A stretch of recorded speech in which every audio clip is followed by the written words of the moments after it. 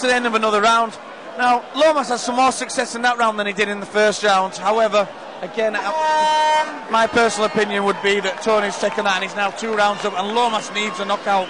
For me, the first round was a 10-8 in Moran's favour, the second a 10-9 in his favour. Lomas needs the knockout. Certainly, I think it's unlikely he's going to get a submission. He admits himself that he's not much of a ground fighter. So he needs to be trying to keep this fight standing now in the last round. His only chance is a knockout. He needs some big right hands, those nice big right hands, the low kicks, try and mix them up a little bit and try and get the knockout. I think what we're going to see from Sean now is he's going to come out, he's going to look for that wing, that big overhand right, that big lunging left hook. And he's going to have to be careful not to telegraph it too much, not to leave his chin up, not to expose himself too much as he does it, because you know Moran's perfectly capable of ending the fight with one shot, one clean shot on the jaw. Yeah, I mean we have seen as an exciting fighter, and he's a very explosive fighter. So he has got that one-punch knockout. So it's interesting to see whether he can land it, because now he knows he has to. His corner will have told him he has to. So we'll see what he can do now. But I feel like even though Moran's got 2 rounds in the bag, it's still anybody's fight, because Lomas is dangerous with that right hand, and he's got knockout power.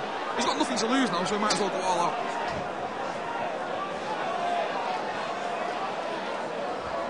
Okay, so as the referees get them ready, it's the 3rd and final round. Oh, lovely axe kick. Tony Moran is mixing these shots up really well. For a boxer, he's mixing up the kicks with his punches. So he's got a great left leg, a very underrated left leg. I watched him fight the Olympia once, I think 2 fights ago, and he knocked somebody out very, very early with a left head kick that came out of nowhere, very fast. And look, he's going for that hand to elbow. I thought he was going to go for the hand to elbow, but he switched back to the punches, which he probably knows best. Controlling the head there with the right arm as a secures position. I wonder with Tony being so long, and he's in that kind of knee-right position, does that help him having such long legs and such a long body? Like, does it bring his pressure to a final point as he drives it into Lomas? Yeah, I think so, but I also think that for the taller fighters, elbows aren't as useful as punches, because you've got a lot further to drop and you take yourself out of position to do it. It's nice, he's doing the right thing, I think, in keeping himself up, keeping some nice posture, but firing in punches rather than trying to drop down for the elbow. You see, he keeps looking to drop down the elbow by putting a hand on the face, but really I think he's doing the right thing by sticking to the punches. And also, being a boxer, obviously, punches are his second nature.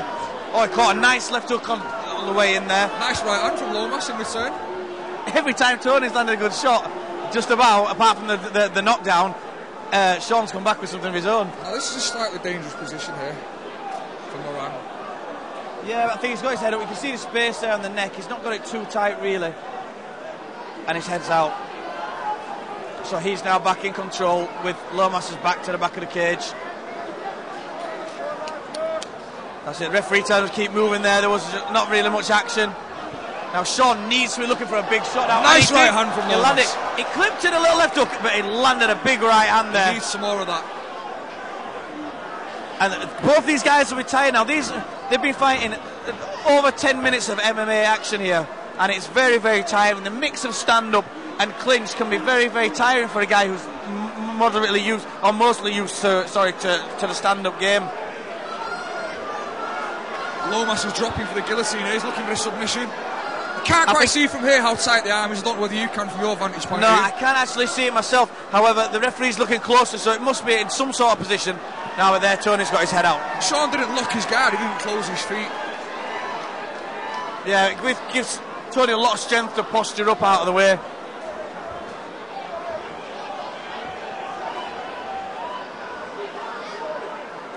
So yeah, this is continuing really the same sort of pattern we've seen. This is what we saw in the first 30 seconds of the fight. Tony working away from the top. That's right. I think certainly his game plan, we can see it's evident, was to not rush out of the striking range, but just land enough strikes, get that nice takedown, get top position, and just keep working away. And is this how the first fight went? Did Tony spend most of the time on top on the ground, or was it more of a stand-up fight? The fight was more evenly matched. Tony struggled because he had his ribs broken in the first round. He's much more dominant tonight. Yeah, because I would say he's won pretty much every minute of every round. Sean's had his little spells, but never for more than a minute. Oh, but Sean's looking, he knows he needs a knockout, and there's some bombs. Huge overhand rights. A nice little right uppercut in there, inside there from Tony. Sean is very, very tough because he's basically been beaten up for about 12 minutes and he's still just landing heavy leather. I think if Sean was to fight just a touch smarter, if he was to feint, maybe set that right hand up a little bit better, he could land it because he's not missing by much. No, he's not. Tony's not really slipping and punches like a boxer would. He's taken a couple. You're right. I think. Sean certainly could win this fight if maybe he'd done with the right through the left. Just a little bit more. But at this stage, I think he's very tired as well. Well, of course, it's easy for us to say sitting here at a table. It's always easy from this vantage point, which is why I prefer it. More champagne here? Certainly. Oh, he's got. Well, there we go. There is a turn up for the books. Sean manages to get the guillotine, got it sunk in tight very, very quickly, and he's got the win. I'm absolutely astonished. Well, I'll tell you, Tony will be devastated. We were saying he needed a knockout, he pulled out a submission. But this is mixed martial arts, anything can happen. That's it, There's so many techniques available to you, you can win a fight at any given moment. So,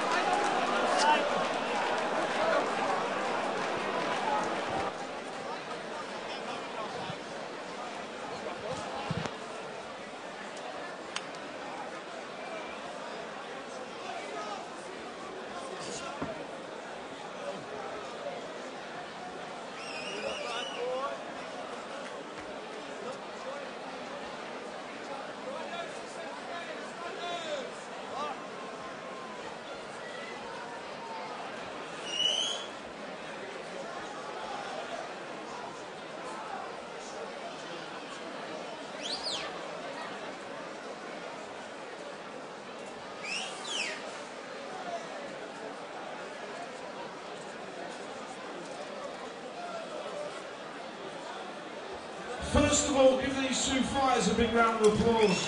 What a tear-up!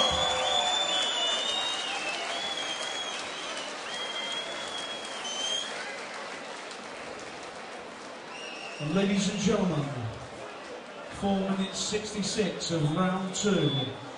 Your winner by guillotine, ladies and gentlemen, Sean Lomas!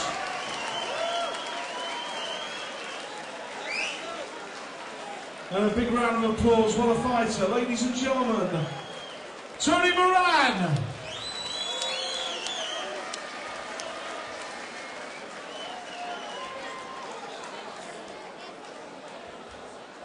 So Sean, it was a very, very, very tough fight right in the end, about 4 seconds to go.